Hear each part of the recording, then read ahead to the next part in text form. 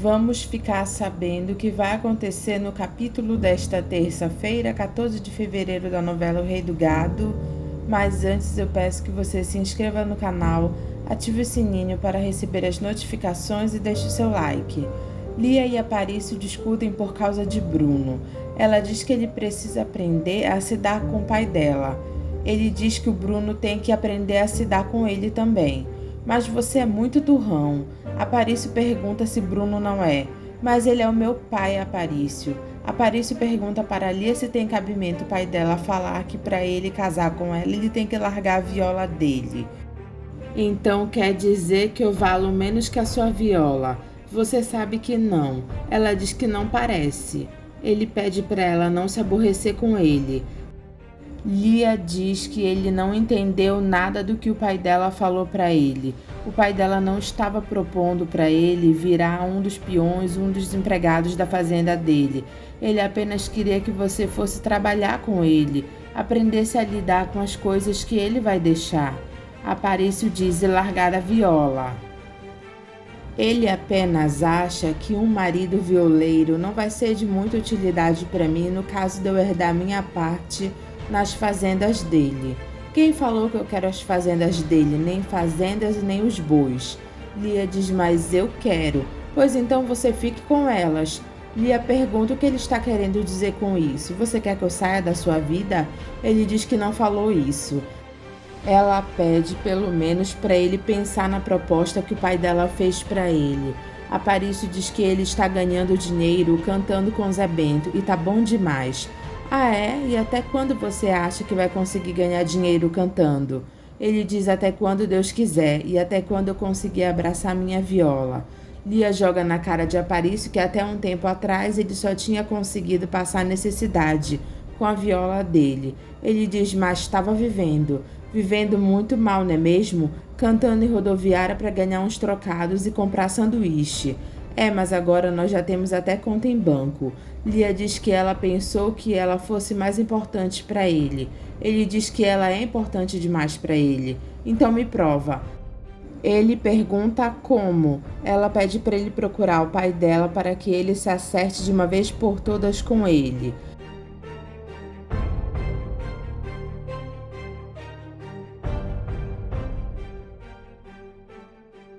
Rafaela liga para Marcos e Júlia conta que ele viajou com o pai dele para percorrer as fazendas dele.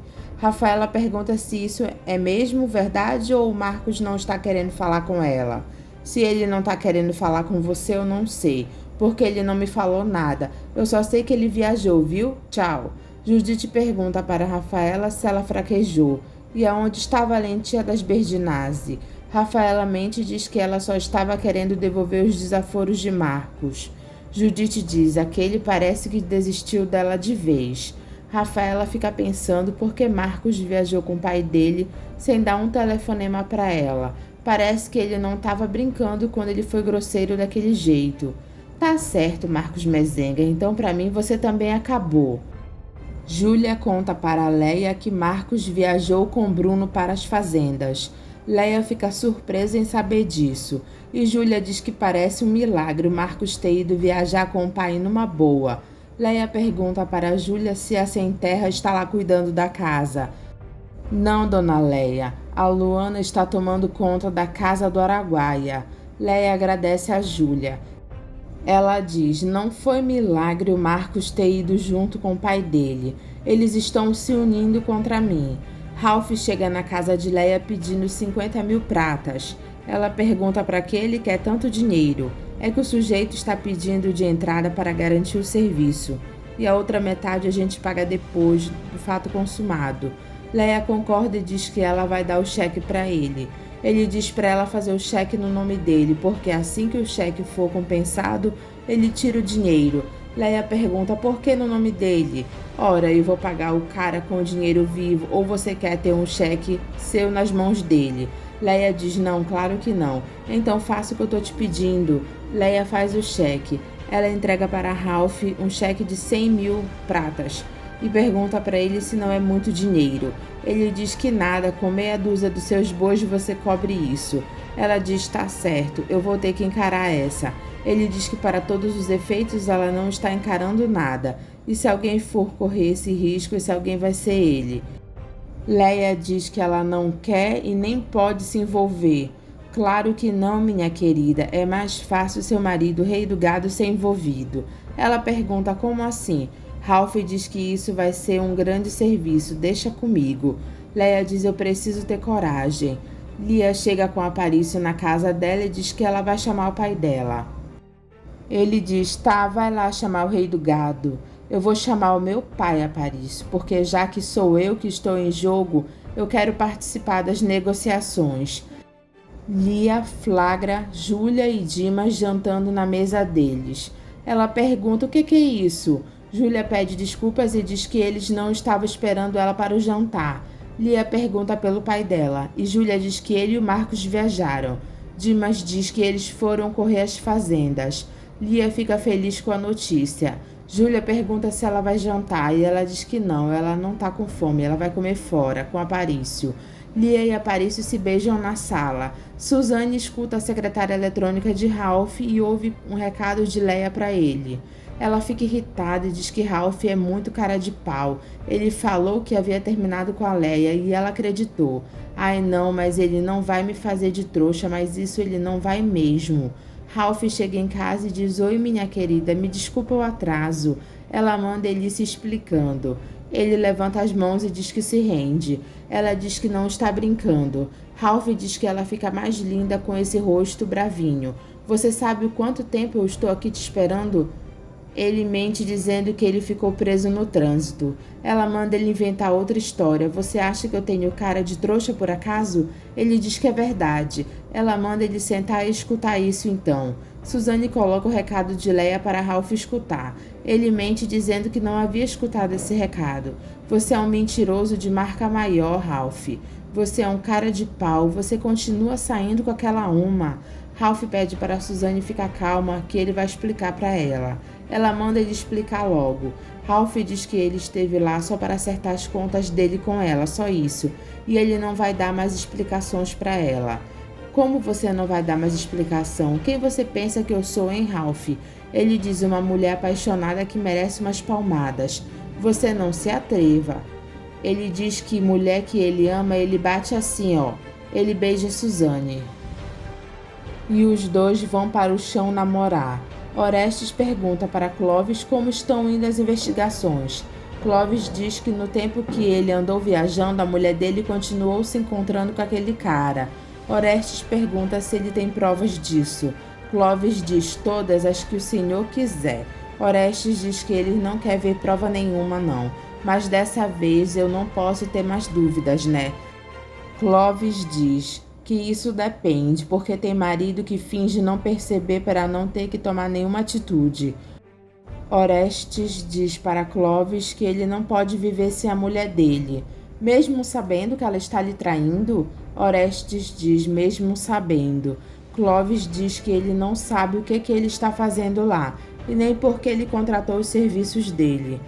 É porque eu queria ter certeza. E o que o senhor vai fazer com essa certeza? Orestes pergunta para Clovis se Suzane não é a única mulher na vida daquele sujeito. O senhor deve estar brincando, né, doutor Orestes? A sua mulher é uma das muitas que aquele cara explora. Explora? Você está querendo dizer que... Clovis diz que a mulher dele paga pelos serviços de Ralph. Orestes diz que então Ralph é apenas um amante de aluguel. É isso mesmo que o senhor disse, um amante de aluguel. Nesse caso, eu não estou correndo o risco dela me deixar. Clovis pergunta se é só isso que ele se preocupa. É só isso, detetive Clovis. Enquanto ela continuar pagando pelos serviços daquele infeliz, eu vou continuar fingindo que eu não sei de nada. Clovis diz tudo bem e pergunta o que ele deve fazer, encerrar por lá as investigações dele. Orestes diz que vai pagar pelos serviços dele, e eles encerram por lá. Eu só espero que o amigo guarde sigilo sobre essa história. Clovis diz que sigilo é o segredo do negócio dele. Marcos conta para Luana que eles já estão sabendo de tudo. Bruno diz que contou para eles. Marcos diz que não tem grilo não, eles estão até gostando de saber que vai ter um novo mezenguinha na família. Luana sorri e Dona Ana diz que é bom ouvir isso porque a Luana estava com o coração na mão, achando que vocês iriam rejeitar o filho dela. Que é isso, Dona Ana? Eu lá ia rejeitar o filho do meu pai? Zé diz que se eles rejeitassem, eles iriam receber ele para eles, né, Dona Ana? Luana diz que ela não dava o filho dela, não. Eu sei que você não dava a Luana. Dona Ana diz que ela fez uma promessa para a santa dela de adotar uma criança. Zé diz para a Dona Ana não vir com essa conversa. Ela diz que é verdade, mas sem falar comigo, sem falar com você, a promessa era só minha. Bruno pergunta se eles vão brigar agora por causa disso. Zé diz que ele não acha certo uma mulher querer adotar um filho sem a permissão do marido. Mas faz tempo que eu falo isso para você, Zé do Araguaia, e você sempre tira o corpo fora. Agora eu resolvi, eu vou adotar uma criança de qualquer jeito. Bruno pergunta para a Dona Ana qual a idade e a cor da criança que ela quer adotar. Ela diz que tanto faz, sendo criança. Bruno pergunta para Zé do Araguaia se ele dá o consentimento dele. Zé sai de lá aborrecido sem falar nada. Rafaela pergunta para Jeremias por que ele está triste. Ele diz que a vida dele é triste, ele trabalhou tanto nessa vida e ele não tem nada. Como nada se o senhor é um empresário de sucesso? Eu não tenho filhos, Rafaela. Eu morrendo acaba os Berdinazzi comigo. Rafaela diz que ele tem a Luana. Ela pode ser a Marieta Berdinazzi. Ele manda ela não falar daquela uma. O senhor pode acreditar, mas eu sou uma Berdinazzi. Jeremias diz que mesmo ela sendo uma Berdinazzi, ela é mulher e um dia ainda vai tomar o nome do marido dela.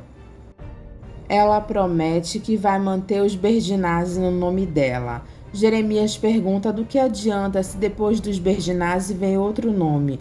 Esse Berdinazzi que você quer levar para frente acaba desaparecendo.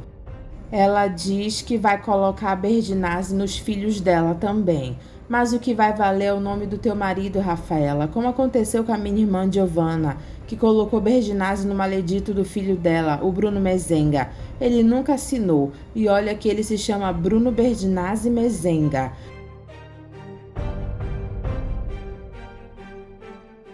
Rafaela diz está bem, tio. Jeremias diz que é por isso que ele quer que ela esqueça o Marcos Mezenga. Porque se você se casar com ele, vai acontecer a mesma coisa com os teus filhos, Rafaela. E o nome Berdinazzi acaba morrendo mais depressa. Ela diz que ainda não havia pensado nisso. Ele diz, pois então pense nisso, minha filha, pense.